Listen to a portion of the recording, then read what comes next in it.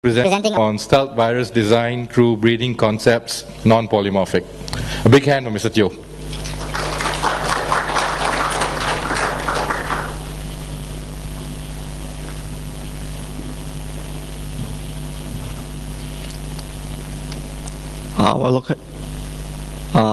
Good afternoon, everyone here. Actually, this is the first time I'm speaking at a security conference. Okay, so in case if I don't speak well, please bear with me.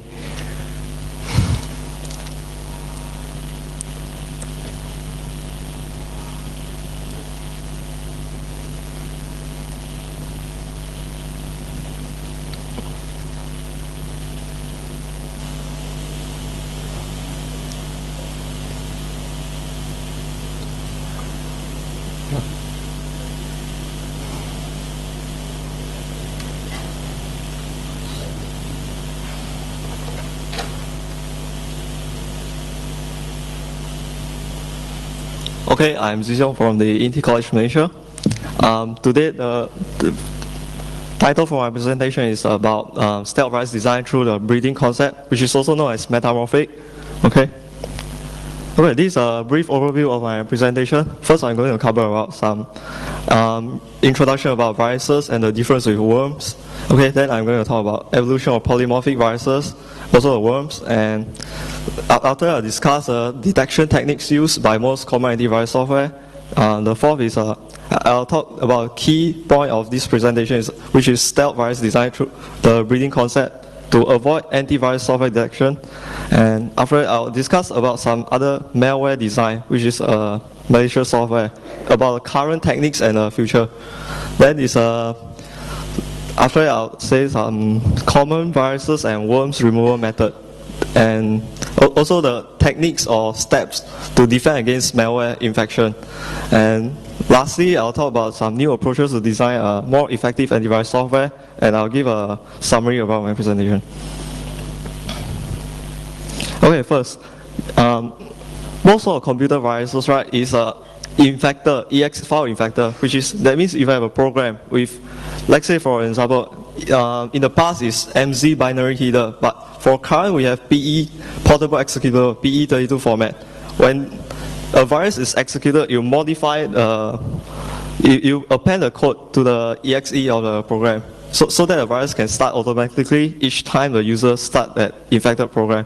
Most of the viruses, they rely on human activity to perform infection or execution instead of automatically infect other computer. The design is mostly designed to destroy data and corrupt files. Unlike those like worms, they do some other malicious tasks rather than destroy data. So most of the viruses, they modified MZ binary header. During the DOS days, they need to modify the main entry point for a program in order to execute. And when the file is infected, right, the signature for the entire program will be changed. Like, let's say if you get an infected file, the MD5, message hash file, or secure hash algorithm hash signature, you get totally different from the original file. Also, of course, if a file is infected by virus, right, the size of, when they append the virus code, the size will increase. Sometimes they decrease because the original program's data is removed or overwritten by the virus code, or even the same, in case they want to fool the antivirus software.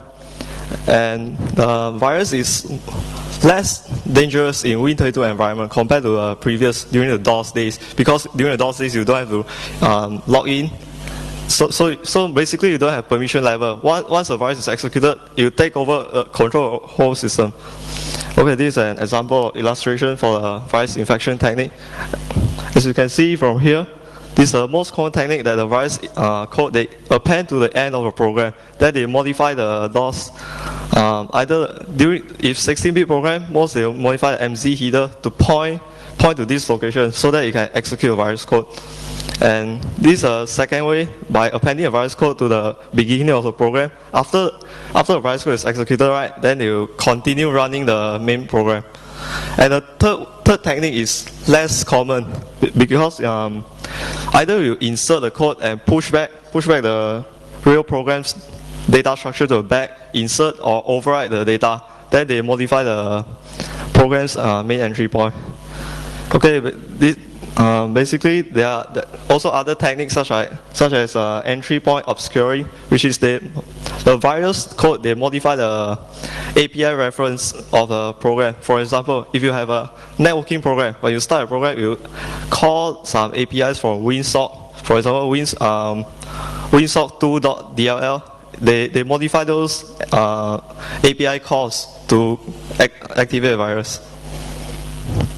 Okay, this is some intro about computer worms. Most of the time, computer worms is a standalone executable codes, or sometimes they can be scripts like VB script or JavaScript.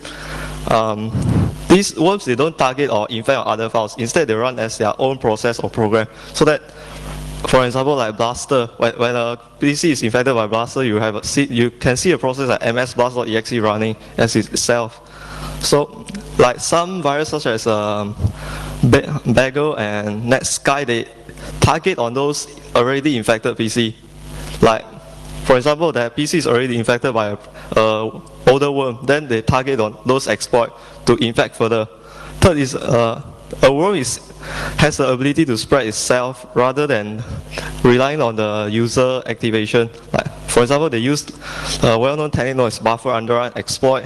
But once they overflow, for example, like Sessa, they exploit the LSASS service underrun, then or overrun, then they can execute its code as even a system privilege. So the system, most of the time, the system will totally get controlled by virus. And these worms are mostly designed to launch DDoS attack or send out spam mails by those underground crackers. The DDoS system for the distributed denial service, which is usually used to target corporate servers, to make it down. Like, for example, a SIM flood. And worms, the signature for worms can be constant or ever-changing, depending on the design. For example, if a worm is designed to be polymorphic, each time the worm spreads, you have different signature. Maybe they modify the constant code inside a program, or they append some data. And also, most of the worms, they have to write some keys to the Windows registry in order to start itself. Let's say if you restart the Windows, in order to start worms, you have to write some key. Okay, for example here.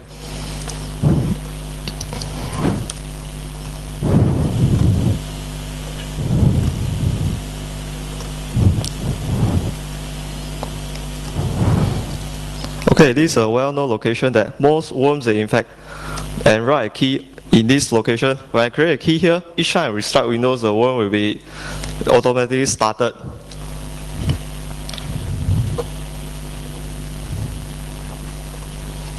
Okay, and last is worm has a higher threat in Win32 environment compared, because most of the time it's designed to target Win32 platform to execute and reuse those API built-in inside. Okay, these are a few common ways that worms infect other PC and spread over internet. The first is as I said just now, buffer overflow exploit, such as a decom RPC or LSASS service. And second is through the spam mails with virus attachment. For example, if a computer is infected by a worm, then the worm, most of the time, those worms, they have their own SMTP server engine. They retrieve a list of email address from the local infected PC, and they send to all these email addresses. So other people, when they open a mail, they thought attachment is clean from their friends, so they'll just get infected. And the third is the least common one, I think, is they infect through malicious websites using like ActiveX objects or JavaScript. Maybe sometimes even a forum, like an online forum, even it's not programmed to do malicious tasks, but some attackers, they use cross-site scripting attack to inject their own code inside their website. Okay, this is about the evolution of polymorphic viruses.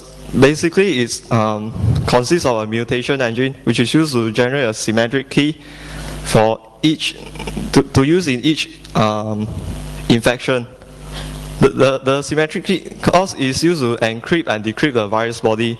Then the second is the ability to generate junk codes. For example, during the DOS days, those polymorphic viruses, they generate junk codes like no NOP instruction or CLI, clear interrupt, and it has the ability to generate different decryptors to prevent detection, because you have different signature for each time they infect.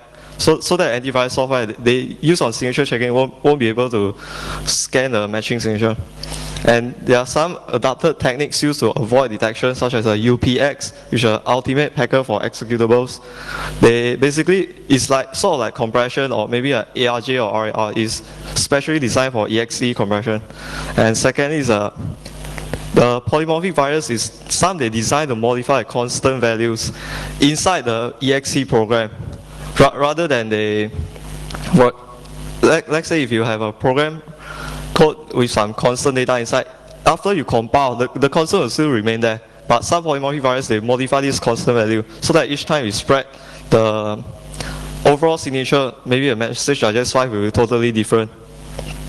Okay, and also to change this signature, some viruses, some of these polymorphic design viruses, they will either they add a code, remove portion of the code from a program, or even they replace the earlier appended junk data with a new randomized generated data. Okay, these are basic illustration of polymorphism in viruses. As you can see from here, the first generation of virus compared to the second and third generation, they mutate a little bit, but the shape is still there. So we still can get some information which is almost like constant from each generation to detect this virus. For example, if a polymorphic virus, the polymorphic, they have a decryptor engine. Then the second time, maybe the body is encrypted using a different symmetric key. But the second time, some antivirus, they target on this decryptor engine, they scan the signature on this so that they can detect it. Okay, some of the strengths of polymorphic virus, their signature is totally different. And so that's why some antivirus, it will be very hard to detect it, depending on the antivirus techniques it use. And the file length can also be different in each infection, because it can either grow or shrink, maybe even the same. And the polymorphic design, right, the virus working, it won't affect the original algorithm of the virus. It just maybe they change the decryptor algorithm, or different type of decryption routine. That's why it's very hard to detect, unless we have a technique in antivirus called generic decryption, which I'll discuss later in depth.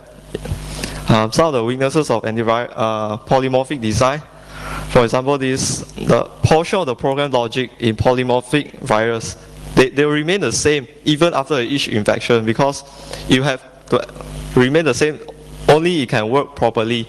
Like I just said, the decryptor and some of the way of the storing the data, maybe a location of the symmetric key, and also there could be some constant data inside the virus itself, which is not randomized or polymorphic during each infection. That's why some antivirus researchers, they extract this as a signature to detect them.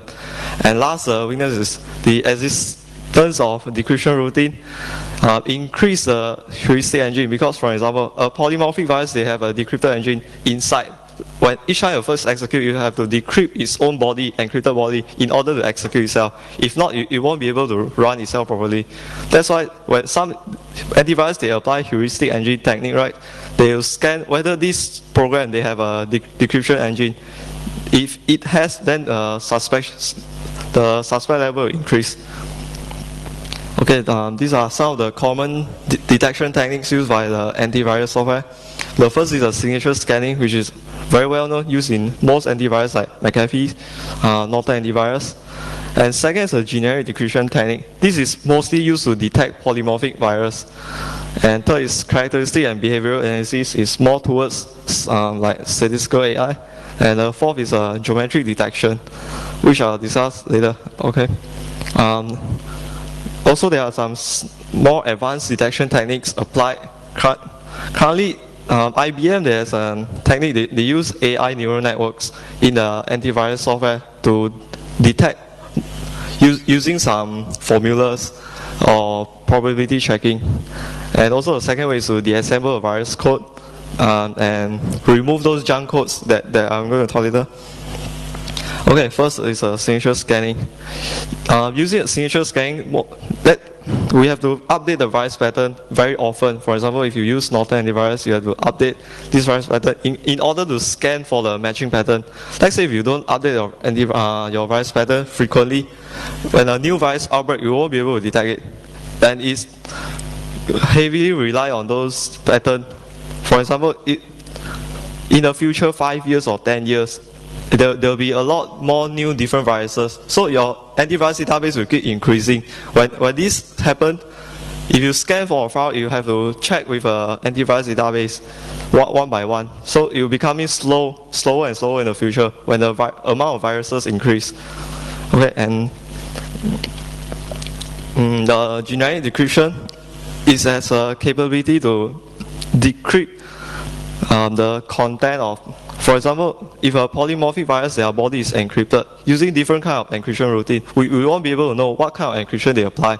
So we load this program, infected program, into an emulator, simulated virtual machine, designed by the antivirus. We let it execute, and it's safe because it's run inside a simulated environment.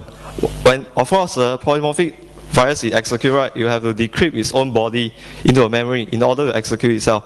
This is when the generic decryption, they extract the signature of this polymorphic virus outside to compare with the virus database. But of course, with this technique, we have a speed or performance problem because it's running under emulation. And the polymorphic virus must decrypt its body once it's immediately loaded into an emulator, or else we won't be able to detect it. For example, this technique can be bypassed by preventing linear decryption in the polymorphic virus design. Because in this virtual machine, right, when the polymorphic virus is loaded, there are some algorithms to detect linear decryption in this polymorphic to activate those mechanisms in the virtual machine to extract signature from this virtual memory. Okay. Also, if a polymorphic virus is designed to analyze its environment, let's say if the polymorphic virus it suspects itself running inside an emulation, so it won't activate itself or decrypt its own body unless it receives a keystroke from a keyboard. Let's say when using a computer, most people will have to type their keyboard, but inside a virtual machine, there won't be any user input. That's why the virus will never decrypt its own body and will never get detected. Okay, these are characteristic and behavioral analysis technique. In characteristic analysis, most antivirus software, they will check for the program's main entry point, whether it's original. For example, if a program's main entry point is modified to point to the end of the file, maybe it will be very suspicious to a common program because most programs, they'll just point to the more front of the program. And second is you check for suspicious jumps instruction in this program. For example, let's say if a simple program is the first main entry point points to an instruction which is a jump instruction, jumps directly to end of the code. You also be very suspicious. Maybe there's an infected file. And third is they check on the file version information. For example,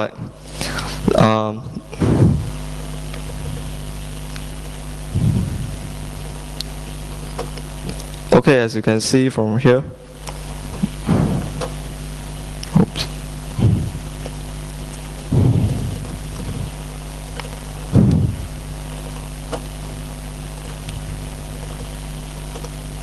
Okay, most of the clean files, they have this version information, which is consists of a company or file version, internal name. But in worms, those viruses, when you go to their properties, they don't have this information unless it is virus infects to other file. Okay, and also using this characteristic analysis, the antivirus will scan for the key existence in the Windows registry to know whether a program has the ability to start itself each time the Windows is boot or they have a shortcut files inside the startup menu. Okay, the next is behavioral analysis. In this behavioral analysis is it loads the program first before it analyzes. For example, it loads the program, then it checks what type of APIs or library modules are loaded for the program, and check whether it has network capability, using some formula or techniques to calculate the probability of that file is infected by virus and the threat of that program. And also it can check whether that program has an interface, like even a command line interface or graphical user interface, or if a background process running, of course you suspect is something malicious is doing in the background. But using this behavioral technique, when we scan for other link modules together, if a network program has load other DLL modules which is used to open or initiate socket connections, we scan those link modules together, will have some performance problem, but it helps to detect the DLL injection phenomena. Okay, also the behavioral analysis checks for the process execution time. For example, let's say if you run a program, it can check when the program is started and how long it has been executed to do a more specific checking to suspect whether there is a startup process. Okay, and also another common technique used is geometric detection, also known as a shape heuristic by Symantec Corporation. Most of the time, this technique, they check for alteration made to a file structure. For example, by checking the virtual address, the virtual size inside a portable executable for the data section, whether it's modified or larger than itself, to suspect whether it's a normal program. But this is less reliable because some anti-crack techniques, they also modify on this information. So geometric detection will get some false alarm when scanning these type of programs. And also application of AI, neural networks in antivirus design. In this kind of technique, it uses very complex algorithm to analyze a program structure, and also it's very hard to implement. So most of the time, if the algorithm is too complex, when we scan for a virus or one file by file, it will have a serious performance issue. Also, the last is deassembling the virus code. This is more towards detect of junk code insertion viruses. For example, deassemble exe programs written in DOS into assemble codes. Then it scan the signature using the source code rather than the executable codes. But also, deassembling the virus code will have a performance issue compared to other techniques. Okay, this is a main point for my presentation: stealth virus design with breeding concept. In this new concept, it's harder to detect than the previous technique.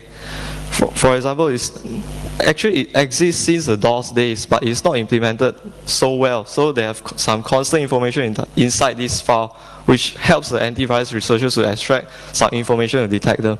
But in this current design, I'm using the reproduce technique by regeneration from the source code. Instead of like the polymorphic, we duplicate and modify the data. In this technique, we reproduce the entire program from the source code, and of course this technique it needs a compiler on the target infection in order to reproduce itself. And this technique can be also applied using a scripting technology such as JavaScript. Because it's interpreted language, so we don't need a target compiler on the target system. And this is extremely hard if we implement it as Win32 worms, because it has a very normal PE structure. Okay, these are techniques used in metamorphic design. First, we reuse the store source procedures and junk codes inside the virus. For example, I code a virus and I store its own source code. Each time when I reproduce it, I'll have to insert some junk codes inside and recompile, so that the program structure is totally different. And also, I apply encryption and decryption technique to the source code in this high-level language implementation to prevent from detection to prevent from being used as a signature by the antivirus. And in this method, the symmetric key is used each time the infection. After each time, the symmetric key is changed or mutate with a randomized algorithm.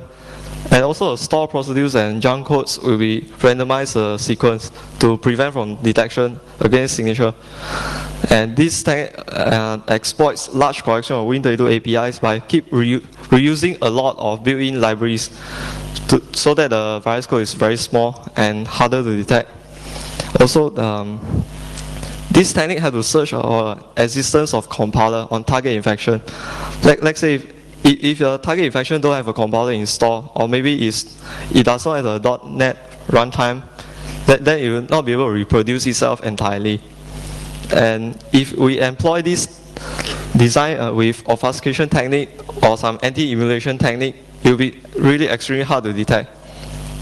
Okay, metamorphic virus, most of the time they get into their way to infect other PC is because nowadays inside a .NET framework, the Microsoft C# namespace, they have a compiler class built in, which allows us to compile a program from its source without requiring the software development kit. And second is most Unix users, or maybe Linux or Solaris, they have a GCC compiler installed inside the system, even though they are not using a system for development. Okay, this is how metamorphic virus they change itself from generation to generation. It will be totally different, which makes detection very hard. Okay, this is a simple diagram showing how polymorphic virus avoids detection. The first generation of virus, they store a source code in encrypted format and also a junk code. And this is a MD5 key, which is also a symmetric key used to encrypt this source code and junk code. Then, during the infection to other target PC, you decrypt the source code back, then it randomize insert the junk codes inside and recompile itself. After this, you take this and gather back, encrypt, then put it back into here. The junk code sequence is also randomized to prevent from being used as signature by those antivirus software. And the MD5 key, of course, is also changed using some random algorithm. Okay, from this design, even the second generation to third generation or the further other n generation, it will automatically filter the existing junk code and perform and reinsert those junk code again to get the totally different program. Okay, the strength in this design. The first, of course, signature is different because it looks like totally two different programs rather than duplicate or modify is constant. Then second is the file length can be different in each infection. Either it can be smaller or larger, and it's really hard to detect. Even if you're running an antivirus emulator like the generic decryption technique, because the signature will be also totally different, even if decrypted or whatever.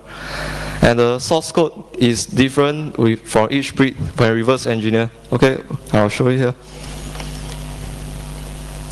This is a sample proof of concept of the program. For example, this is an original breeder worm.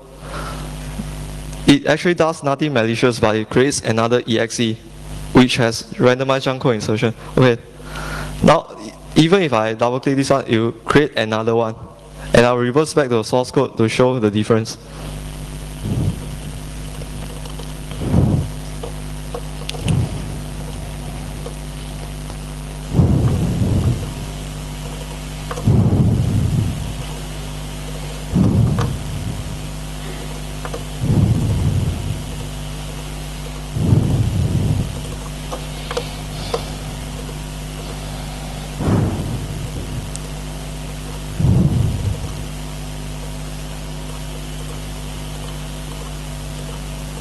Okay, as you can see from here, these are the two same function just now.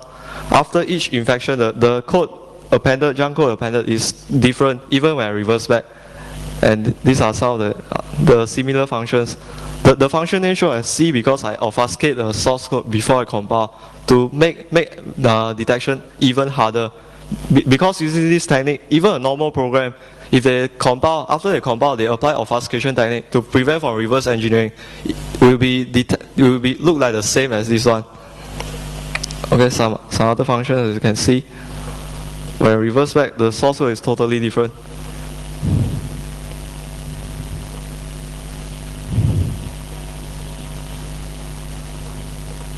Okay, these are two. Actually, these are two same functions. You can see from here we have a this dot b dot get type, but this one they don't have, because it's a randomized even each infection. And you can see from here the signature for this program is different. Even the size is also different. It can be either larger or smaller. Okay, of course there are some weaknesses in this design. It requires a compiler on target infection because you need to reproduce itself using a compiler. And also second, if improper implementation in higher level of languages, it will be easily get detected. Because in high level languages, most of the constants after they compile, antivirus researchers they can extract this as signature to detect them. Okay, now I'll talk about some advanced malware design, which is malware actually is an acronym for the malicious software. Most of the time it's programmed to launch DDoS attack, spam, or even they are used to steal those serial keys from infected computers. Most of the malware design, they adopt social engineering techniques to cheat the non-IT specialists so that they can, when the attachment is sent to a non-IT specialist, they won't suspect it's a malicious program. They'll just open and get infected. And malware does not only consist of virus or worms. It can also be like other programs like Trojan horses, or which steal information rather than just destroying data. Okay, when adopting this social engineering practice, malicious software, they provide fake file information version, such as here.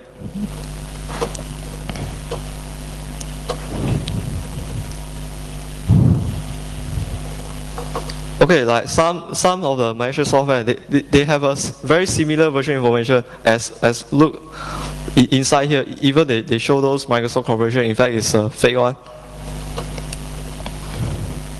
And second is some malicious software they spread over a network using some like spoofing the email address of the infected PC. For example, the malicious software they retrieve a list of email address on that infected PC, and it forwards send all the mail with a virus attachment to other people with a spoof source mail, so that other people will trust the sender is from someone that is trusted. And also some of these design they integrate with non-malware software, like for example if a system with like to book a online booking system, it has a very good user interface which shows some like Visa or Citibank asking a user to enter those serial keys. When these people they look, the interface looks very convincing. In fact, there is a malware cheating a user. Once a credit card number or any information is entered, you send to the creator of this virus. And some of the technical implementations in the current malware design, they adopt either polymorphic or metamorphic design. And actually in malware design, such as a virus or worms, is very opposite towards the software engineering, because software engineering is strive for modularity, but in virus design is strive for monolithic code. We combine everything together so that you make the job for antivirus researcher harder when they assemble the code, very hard to understand. And second is, in this they target some of the software vulnerabilities, such as buffer overrun in Windows or some other software which has the same problem. And third is another technique for malware is to do a repetitive self-killing and respawn itself to make the process ID keep changing so that the user won't be able to kill itself. This is an example.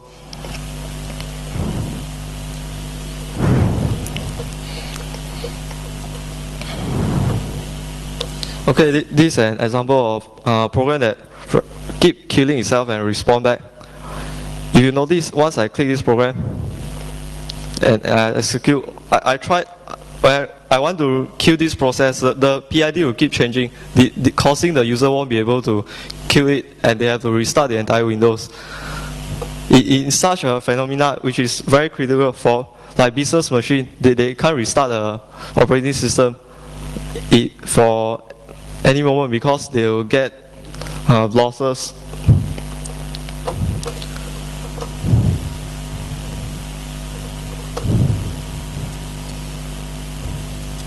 Okay, the last technique used is DLL injection, which is less seen in current virus design because this DLL injection technique, they inject the malicious code into other process rather than itself start as an own process. So if you run the program, you won't be able to see extra process running. And usually it's very hard to detect by antivirus software. Okay, these are some of the future design techniques can be used by those virus writers, which can cause a serious problem for antivirus researchers to detect these viruses. For example, to bypass the Windows firewall in Service Pack 2, by writing a key in this location, for example, if an exe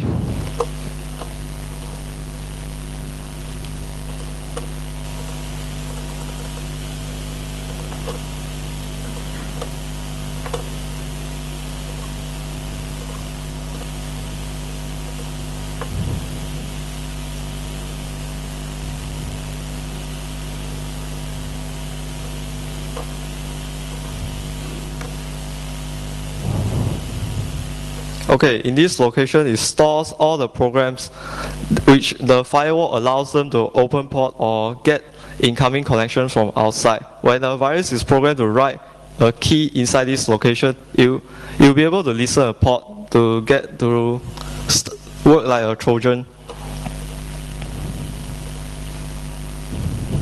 Okay, and some other techniques is by making other infected computers with development tools like even like compiler such as GCC to provide compiler service for other PC without these development tools as to assist a metamorphic reproduction. For example, if a 2 PC, let's say a computer A, it has a compiler inside. When it infected, the virus will start a compiler service to provide as a to help other computer without development tools to compile this program and infect them, so that it's harder to get detected. And the third is by replace a program file and also providing an original service, but we use back the same port. For example, if an Apache web server running on a Windows platform, if a virus is designed to replace that apache.exe, and also it serves the original purpose of that process, such as malware can be designed to accept this request, such as a get index.html for the client, and also it supports extra command like list, C drive, document and settings for the malicious users to retrieve the confidential information, which is very harder to detect than the current Trojan design technique because it does not have to open extra ports. Okay, and also some other techniques. If a virus writer they read the keys like install software in the registry, then they randomly select all the keys, or they search for exes that exist on a target infection computer. Then the virus or worms, they write the exe as this same file name as this, but stored in a different location. It looks very much like a common program. And also, let's say if you use a random algorithm, it will be very hard to detect. For example, the censor, they write a worm as a avserve2.exe, but using this technique, each time infected on different PC, you have different file name, so which is a lot harder for the antivirus researchers to know whether it's a suspected process. Okay, these are some of the common virus removal techniques.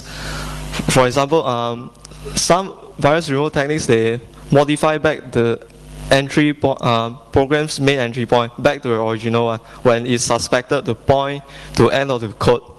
and then you strip off the virus code from that program. But of course, in this technique, when some virus they overwrite portion information of the file, it won't be able to recover back. That's why when we scan for some programs, infected programs, we won't be able to clean that file.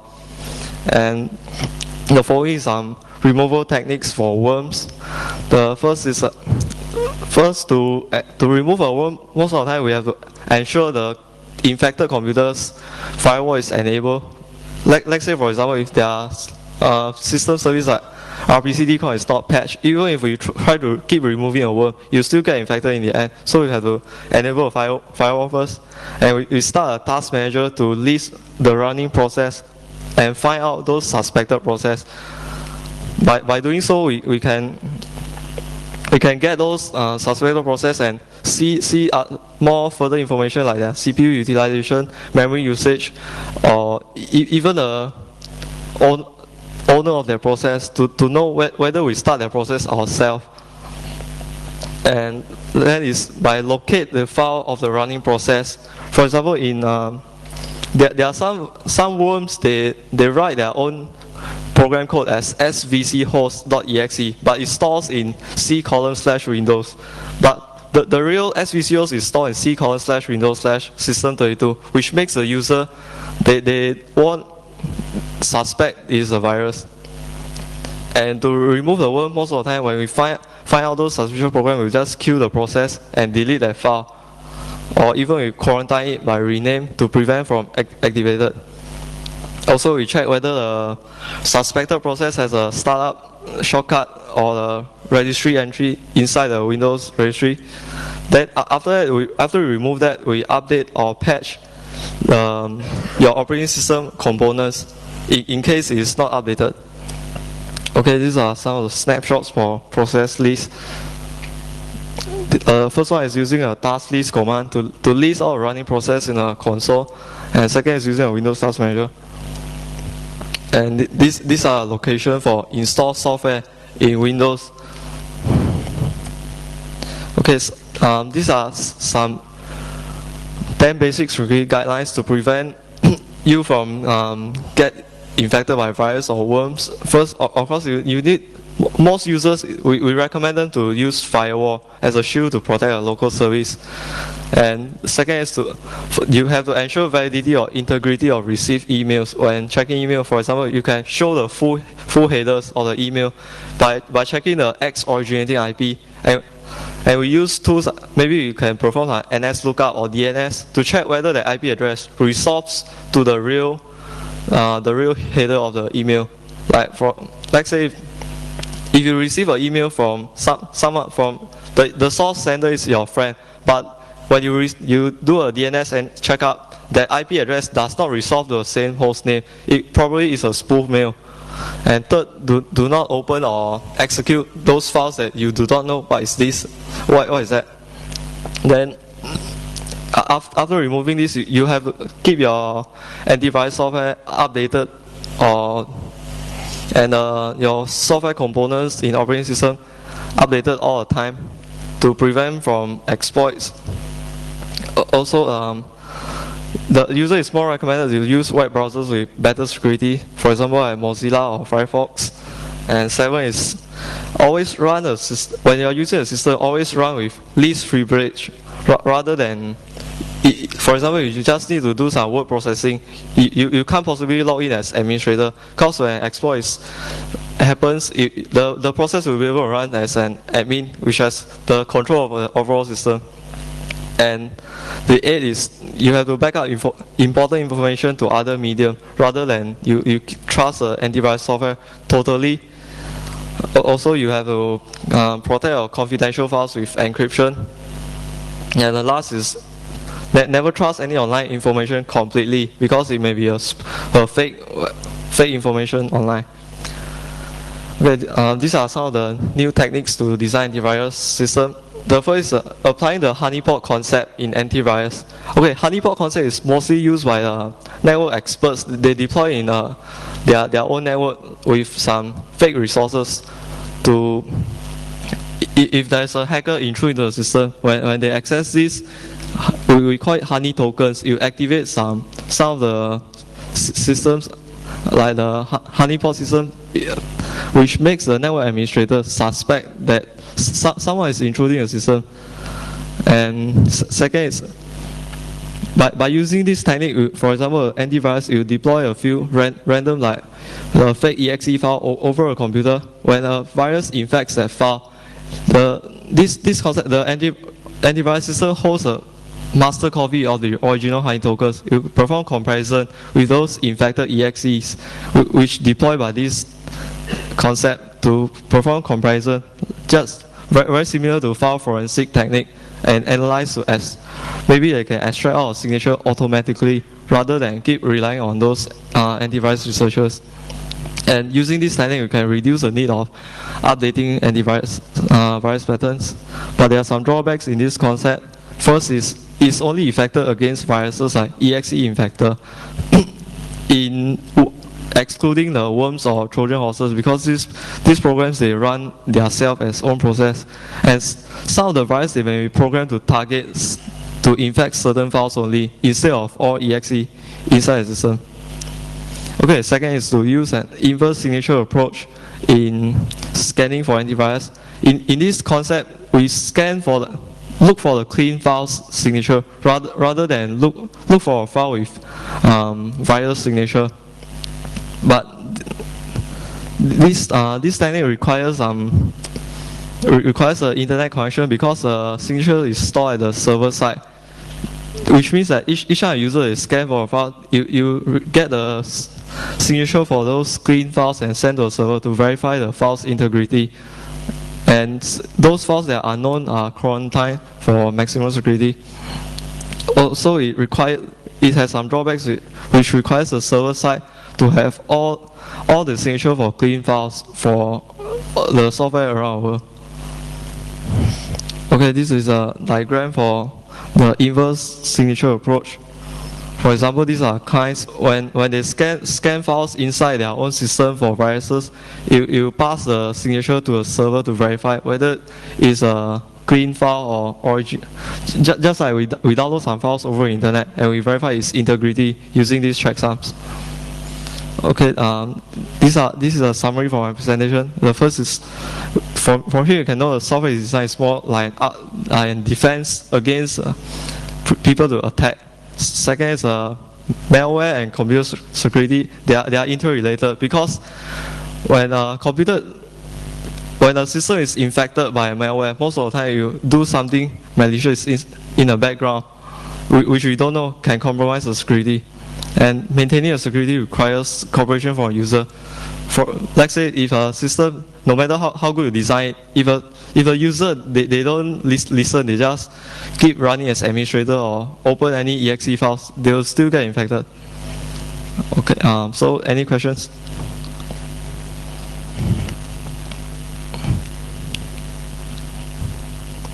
Okay, yeah.